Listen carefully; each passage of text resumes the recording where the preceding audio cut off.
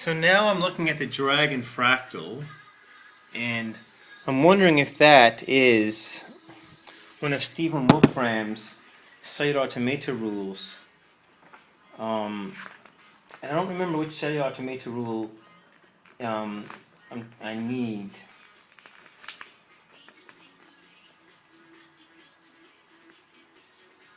Dragon curve 189. Okay, so I was reading about the dragon curve and the dragon fractal and Brittany Gallivan's equation on the folding of paper, and notice they're the same but separated by one dimension. She says 12.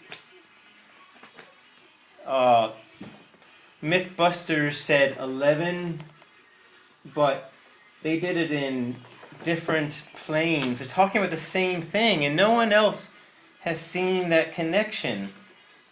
And I wonder if the dragon curve, do we get a dragon curve from cellular automata rules? Of course we do. That's how we make cellular automata. It's binary. So the dragon curve, where is the exact rule? So there is a rule for the dragon curve. The dragon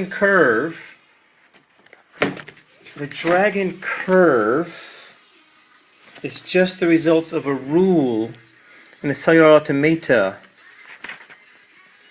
But I don't have the original paper on dragon curve. I don't know if Stephen Wolfram knew that link, because the equation is known.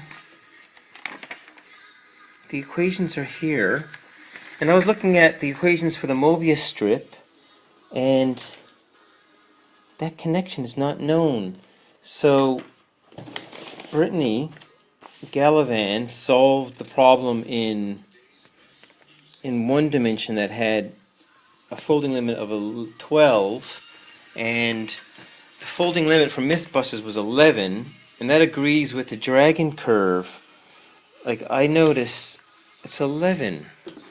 The dragon curve has the same dimension. If I count the dimensions, let me do it. 1, 2, 3, 4, 5, 6, 7, 8, 9, 10, 11. I can only see 11.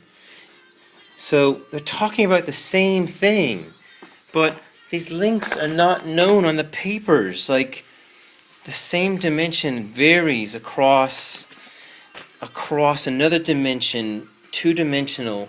So with Stephen Wolfram's cellular automata in one-dimensional rules, we're talking about higher dimensions, and then the fractal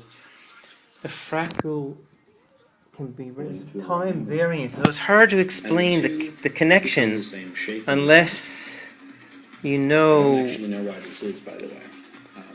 But this dragon curve doesn't get rendered fully because you've got to change. And there are all kinds of other fractals. Oh, look, here we go, step 11. So here's his last step.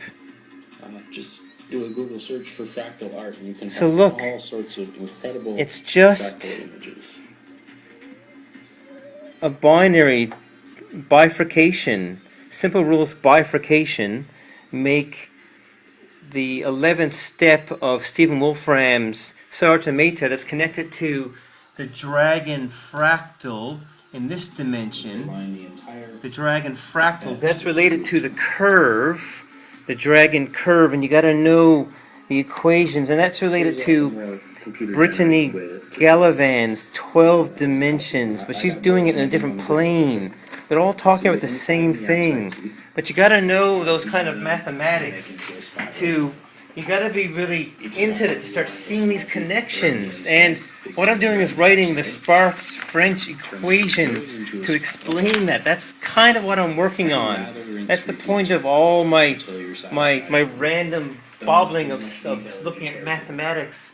So I was doing topology before. It kind of makes a bit of sense. And here I'm showing in red that this really is the same fractal that you get from the paper folding. No shit, it's the same thing. So you just keep folding that paper over and over again. I'm folding it to a right angle. And the two become the same shape in the end. I don't actually know why this is, by the way. But I'd be interested to find out. I know why. Same pattern there. This is Sierpinski's triangle. So that's just on the same plane, different rules. Because that's cellular automata. Copies of itself. That's cellular automata. That's rule number 90. And at the Royal Society, I stood up and talked about rule number 90. He doesn't know. It's all the same thing. It's connected, but you got to know the connections. Anyway, that's what I'm on about.